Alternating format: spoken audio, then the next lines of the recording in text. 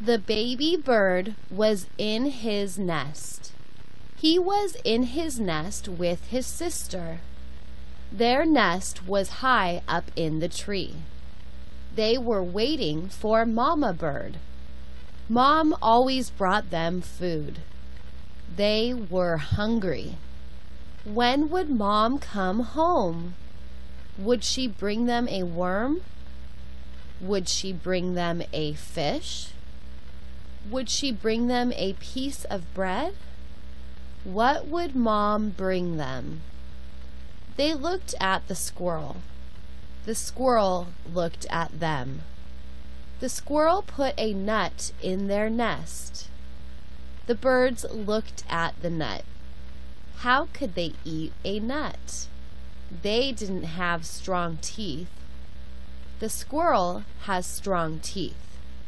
The baby birds had no teeth.